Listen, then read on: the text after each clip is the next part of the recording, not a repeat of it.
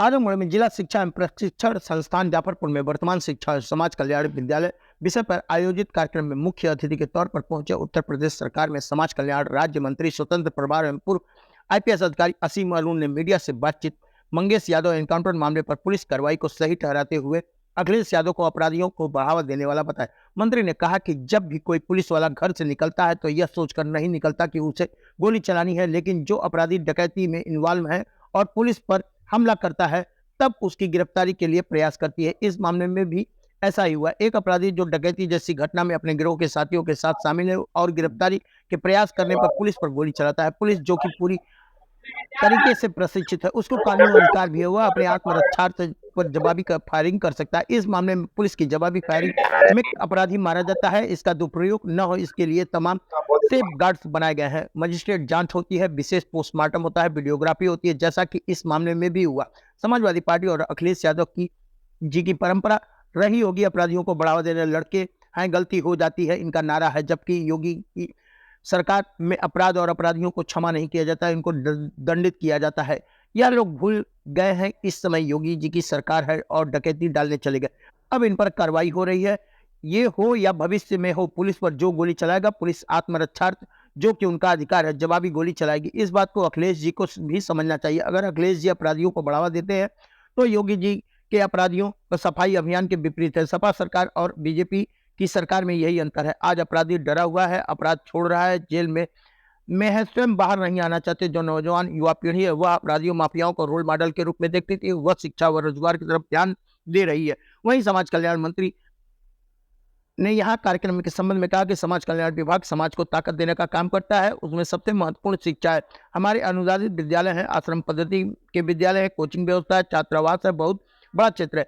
यहाँ पर ऐसे ही विद्यालयों के संचालक हैं, उनसे किसी न किसी तरीके से जुड़े हुए लोग आए हैं। यह विचार व चर्चा की जा रही है कि कैसे इन विद्यालयों के अच्छे और अच्छा परिणाम ले आए, बच्चों की पढ़ाई व्यवस्था से संतुष्ट हो और आगे बढ़े। उन्होंने प्रधानमंत्री की योजनाओं के बारे में जानकारी दी। धन्यवाद। करके आप लोग आते रहे।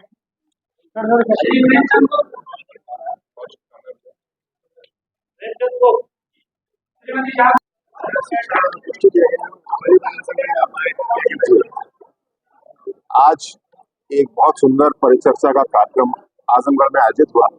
समाज कल्याण विभाग द्वारा जो अनुदानित विद्यालय संचालित किए जाते हैं उनकी व्यवस्था को कैसे अच्छा किया जाए, कैसे हमारे बच्चे अच्छी शिक्षा प्राप्त करें, इसके बारे में कई सुझाव आए। कुछ एक पे निर्णय हुआ, कुछ एक पे अभी चर्चा और होगी और जल्दी ही निर्णय होगा।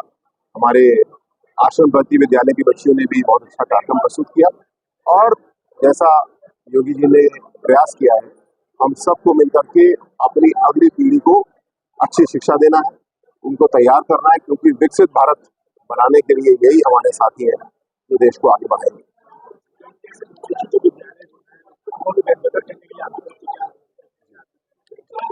जो विद्यालय हमारे हैं उनमें सबसे पहले हमें शिक्षकों की स्थिति ठीक करनी है। शिक्षकों के लिए निरंतर प्रशिक्षण की व्यवस्था की गई है, अनुदानित विद्यालय में भी की जा रही है। और साथ साथ ये भी विचार है कि अनुदान के रूप में केवल वेतन नहीं, हम लोग और व्यवस्थाएं भी दें, जिससे कि भौतिक व्यवस्थाएं, फर्नीचर, बिजली, पानी, ये सब चीजें भी हमारी विद्यालयों की अच्छी हो पाए। जो CSR कॉर्पोरेट सोशल रिस्पॉन्सिबिलिटी की व्यवस्था है, तो उसके तहत भी अपने विद्यालय को हम लोग डोनेशन बड़ी बड़ी कंपनियों से दिलवाएंगे, ताकि हमारे विद्यालय जो कुछ तो 100 साल पुराने हैं ये अच्छे से आगे बढ़ पाए। इसी तरीके से आप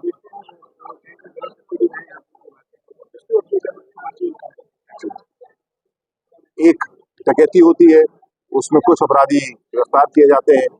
एक अपराधी गिरफ्तारी के दौरान पुलिस के ऊपर फायर करता है, उसकी मौत हो जाती है। कुल मिला के किस्सा केवल इतना है, इसमें कोई राजनीतिक विषय नहीं है, इसमें किसी प्रकार की कोई गड़बड़ी नहीं है।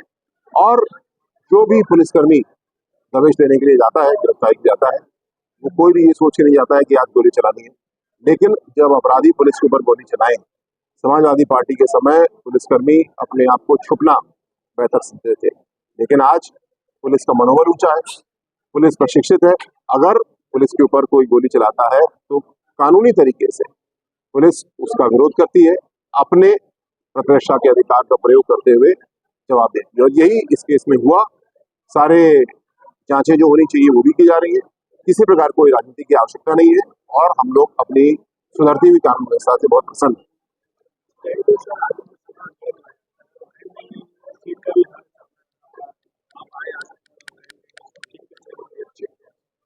भारतीय जनता पार्टी चाहे लोकसभा हो चाहे हमारा बूथ हो, हर चुनाव के बाद विश्लेषण करती है कहाँ पे हमने अच्छा किया, कहाँ पे किसी वजह से हम थोड़ा पीछे छूट गए और उसको हम लोग ठीक करते हैं। ये हमने लोकसभा चुनाव के बाद भी किया, आजमगढ़ में भी लगातार कर रहे हैं और मुझे पूरा विश्वास है जो मोदी जी की नीतियां हैं वो दीर्घकालिक है। एक आध चुनाव के झोंके से उसको फर्क नहीं पड़ता। हम लोग को जनता का विश्वास है और आगे भी रहेगा।